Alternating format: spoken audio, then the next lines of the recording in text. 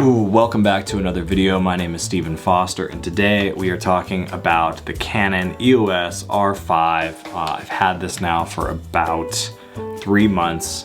Got it at the beginning of December, filming this here in the last few days of February 2021.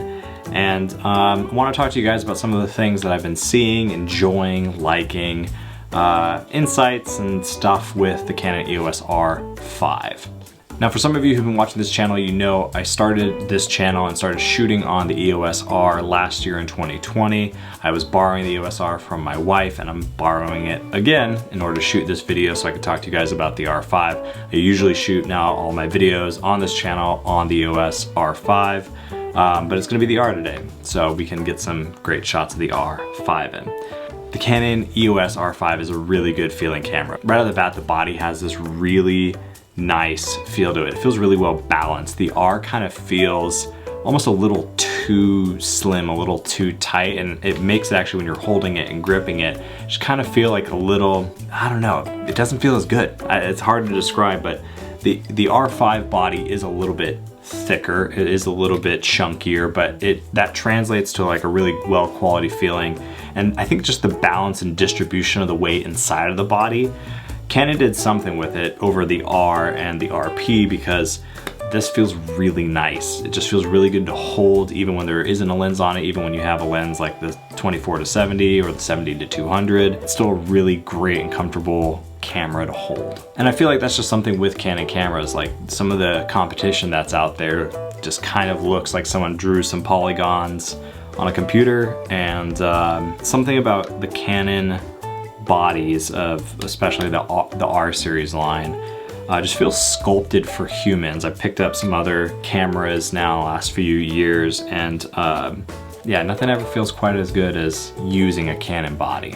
Now, the 30 megapixel sensor that's in the EOS R was already a huge jump for me, and it would be for anyone coming from cameras that are doing 12 to 15, maybe 20 megapixels. 30 megapixels is already a lot.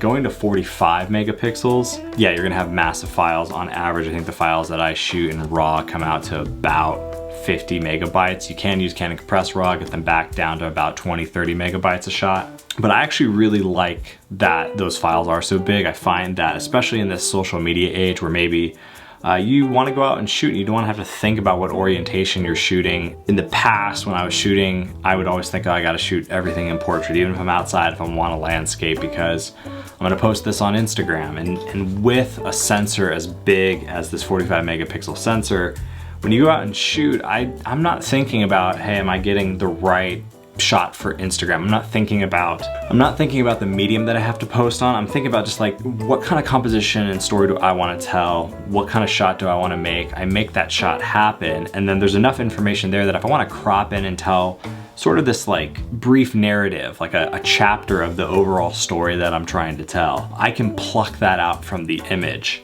and post that on social media, and it looks good enough that people think, hey, that's the shot that I took, when in reality it's this bigger shot. And I've already done some of this on my Instagram a little bit, where I've posted some slices that I pulled out, and you can kind of see what that looks like. That really wouldn't be possible, especially those like three spread swipes, without something like the 45 megapixel sensor in here, which I really do like. It's great. Now, as far as lenses go, I've shot with the 15-35, the 24-70, the 70-200, also having the L series kit lens, the 24-105, and the 50 millimeter 1.8. So 5 different RF native mount lenses for the R5. All of them have just been super easy. The R mount, just be careful. If you've been shooting on older EF glass and older EF mount bodies, those extra 4 pins instead of 8 going to 12 pins on the RF connector just make everything super fast. You'll just notice, if you're coming from an older Canon body,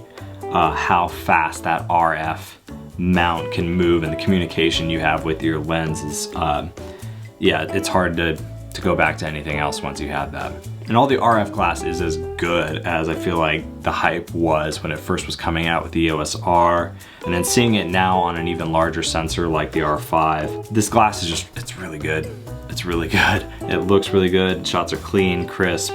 Yeah, I've just now been shooting some of my favorite images that I've ever taken on this camera in just the last 3 months. As far as video goes, I have yet to overheat the EOS R5. I'm usually shooting here in my office, which is room temperature. I'm shooting at 4K high quality, which is downsampled from the 8K sensor at 24 frames a second.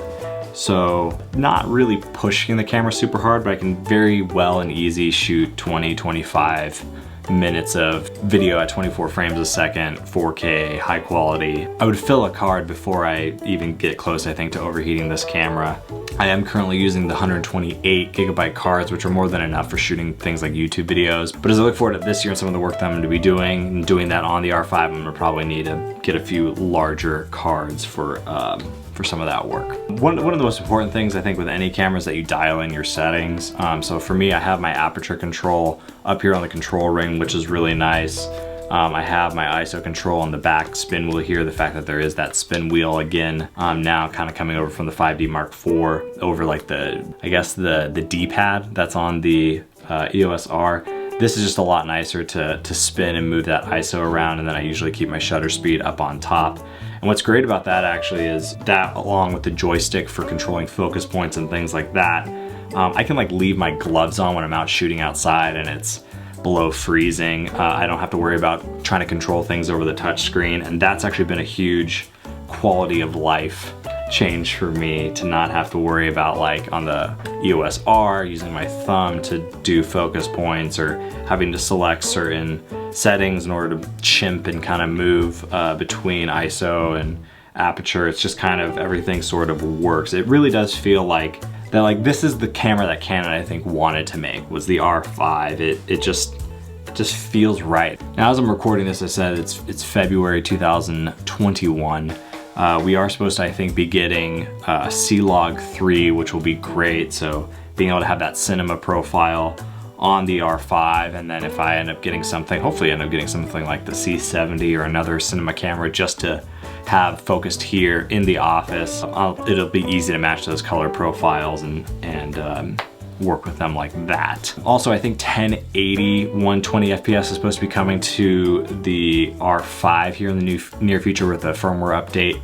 I would actually kind of like that. I've shot a little bit 4K 120, again, nowhere near enough to overheat it or push it or stress it out, but I feel like if there was 1080 120 FPS, I might throw caution to the wind a little bit more and shoot a little bit more of that, but it's not kind of really something that I particularly use as far as my work goes. Yeah, honestly, I wanted to be a lot harder on this camera because it is expensive. I mean, the body alone being around $4,000 US, and then the glass for this, you're talking about a really pro level setup. I really wanted to nitpick this to Kingdom Come. Like, yeah, would it be great if I could do 4K 120 without having to worry about overheating it? Yeah, but I kind of don't shoot enough 120, at least not long enough for that to even be an issue, and the 4K 24 has been absolutely no problem. Yeah, I guess the biggest complaint I have is as far as the flip screen goes. This screen, I don't even know if you guys can see this, but it has like a really big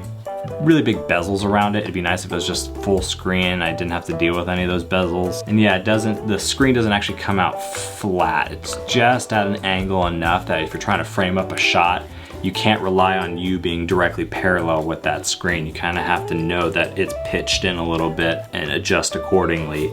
That's kind of my only really big gripe, I guess, with this is if you're a photographer especially, that's kind of gonna probably be the only thing that you run into. The new batteries that Canon did for this system seem to work well. I can usually get well into 1,000 images shooting both RAW and JPEG before I have to change a battery out. It's a really great camera. I'm really glad that I invested in this. I hope it's something that I can get 5-10 years out of. Hopefully 10 years, we'll see. But yeah, I really do enjoy this camera. I'm really happy that Canon made it. It's a really versatile and just powerful tool. So if this is something that you're looking at, if you're coming from like the RP, or even like the 5D Mark IV, I think this is definitely a worthwhile upgrade, especially if you're anything before the 5D Mark IV, if you're on the 5D Mark III, or I don't know, maybe like a 6D or something. This is the future of what Canon's doing, and it's really reliable. The quality is absolutely there. It's fun to use and it feels good. And so, with that said, gonna stop talking about this thing and I'm gonna go back to shooting more with it. But let me know down in the comments below if you guys have any questions about my use in particular with the R5, if there's a particular feature that you're most interested in, whether you're already shooting with the R5 or if it's something that you think you would upgrade to, but there's something that, you know, maybe there needs to be a change or something a little bit different with. Let me know down in the comments below. Again, thank you so much for watching. My name is Stephen Foster. Please subscribe if you aren't already, and I'm honored by all of you who already have. Thank you so much. This has been such a cool start to the journey, and for all of you that are here, oh, it's gonna be fun. We're just gonna have a blast, I think. So I'm already having a blast. Please be kind, both in life and in the comments below. Like this video if you like photography. Let's just leave it at that. Let's keep it going. Keep having a good time. And we'll do it again soon.